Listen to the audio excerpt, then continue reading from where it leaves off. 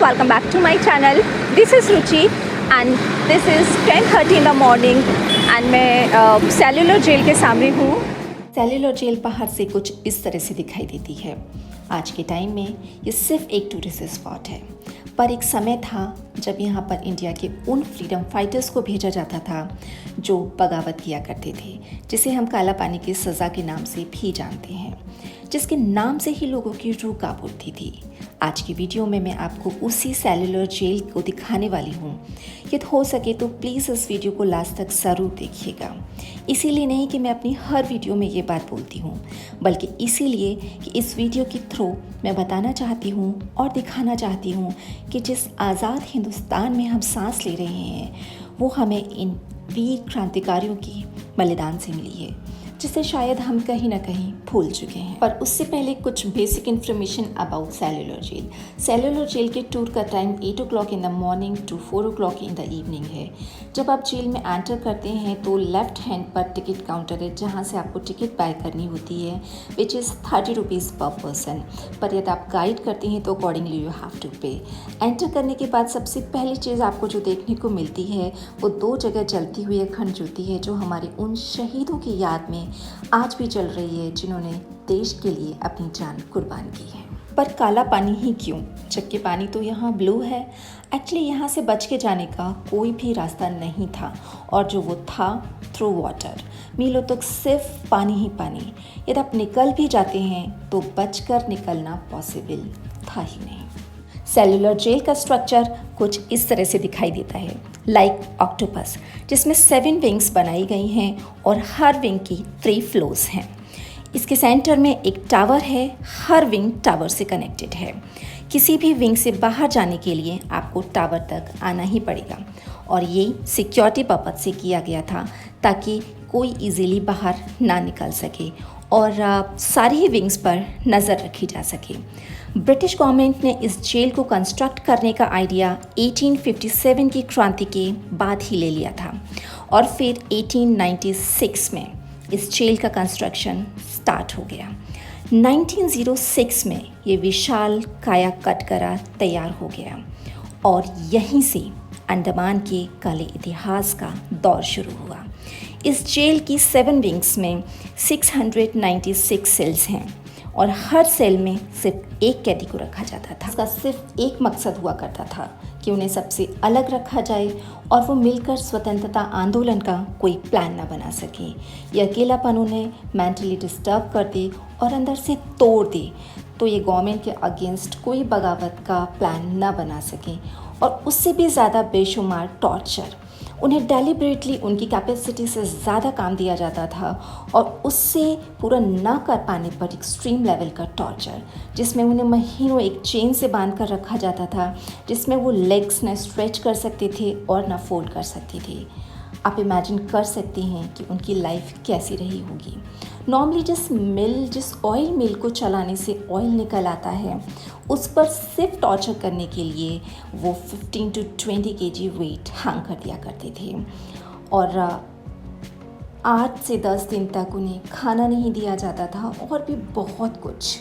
और इन सब के पीछे सिर्फ एक मकसद हुआ करता था कि उन्हें मेंटली और फिज़िकली टॉर्चर किया जाए, ताकि वो इस हालत में ही न रहें कि कोई प्लान बना सकें। फिर भी हमारे वीरों ने गिव अप नहीं किया, और इनमें सबसे पहले जिनका नाम लिया जाता है वो है विनायक दामोदर सावरकर। पर अब जो मैं आपको बताने वाली हूँ, ये टॉर्चर का वो लेवल था जिसमें आप सोचेंगे कि टॉर्चर करने वाले के पास दिल था भी या नहीं। 8 से 10 दिनों तक खाना न देने के बाद जब खाना दिया जाता था तो घास की रोटियाँ, खाने में नमक ना के बराबर, और सॉल्ट की डेफिशिएंसी होने की वजह से काफ़ी कैदियों की तबीयत खराब हो जाती थी। ऐसा पानी पीने के लिए दिया जाता था जिसमें कीड़े होते थे। फ्रेश होने के लिए उन्हें सेल से बाहर नहीं निकाला जाता था, और गंदगी में रहने की वजह से उन्हें काफ़ी हेल्थ इश्यूज़ भी हो जाते थे, but they don't have any other option. और इन सारे टॉर्चर से परेशान होकर काफ़ी कैदी सुसाइड अटैम्प्ट भी कर लेते थे। कुछ को हेल्थ इश्यूज़ हो जाते थे, उसमें उनकी डेथ हो जाती थी। कुछ वहाँ से भागने की कोशिश करते थे, पर हाई सिक्योरिटी की वजह से उनके लिए पॉसिबल नहीं होता था, और पकड़े जाने पे सज़ा सिर्फ मौत। ये है वो सेल जिसमें कैदियों को कई सालों तक बंद रखा जाता था। ये सेल 4.5 बाई 2.7 मीटर्स की है, जिसमें 3 मीटर्स की ऊंचाई पर एक वेंटिलेटर है।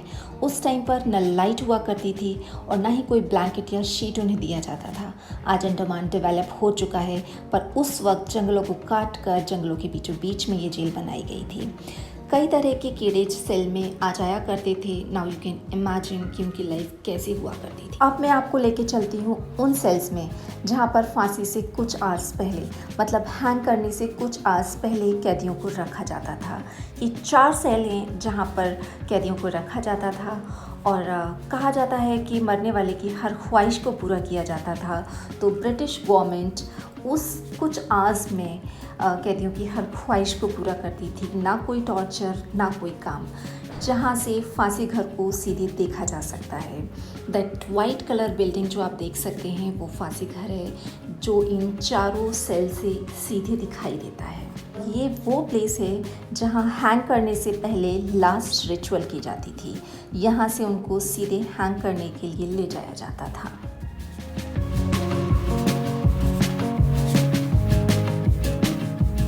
ये है वो जगह जहाँ के बारे में सोच कर ही हम अंदर से हिल जाते हैं, पर उन आज़ादी की मिसाल जलाकर रखने वाले स्वतंत्रता सेनानियों के चेहरे पर एक खुशी और गर्व होता था कि देश पर जान कुर्बान करने का ये मौका उन्हें मिला है। ये है वो एरिया जहाँ उन्हें अंदर लाया जाता था। यहाँ पर एक साथ 3 लोगों को हैंग किया जाता था। उन्हें नीज़ पर बिठाया जाता था। नीचे जो आप वुडन प्लैंक देख रहे हैं, हैंग करने के लिए इस प्लैंक को ओपन कर दिया जाता था। इस पोर्शन मीन्स प्लैंक के नीचे एक रूम है जहाँ पर उनकी बॉडीज़ हवा में हैंग कर रही होती थीं। बाद में उन्हें यहाँ से उतार लिया जाता था। सच कहूँ तो जब मैं स्टेयर से नीचे जा रही थी, I had tears in my eyes. कितना दर्द सहा है उन वीरों ने हमारे देश को आज़ाद कराने में। सैल्यूट है उन शहीदों को। चलिए अब मैं आपको वहाँ लेके चलती हूँ जहाँ पर आप वो सारे ग्लिम्स देख सकते हैं, वो सारे टॉर्चर के ग्लिम्स देख सकते हैं जो ब्रिटिश गवर्नमेंट ने हमारे उन शहीदों पर, हमारे उन वीरों पर किए हैं। ये वो म्यूज़ियम है जहाँ पर आपको एक आइडिया हो जाएगा कि किस तरह का टॉर्चर हमारे उन शहीदों ने सहा है इस देश को आज़ादी दिलाने में। मैंने आपको जो ऑयल मिल के बारे में बताया था कि जिस पर सिर्फ टॉर्चर के पर्पज़ से वो extra 15 to 20 kg weight hang कर दिया करते थे, वो ये हुआ करती थी।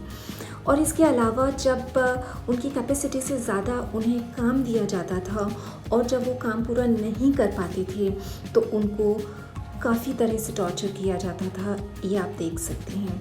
और उन्हें इस तरह के कपड़े पहनने को दिए जाते थे। ये जो आप देख रहे हैं कपड़े,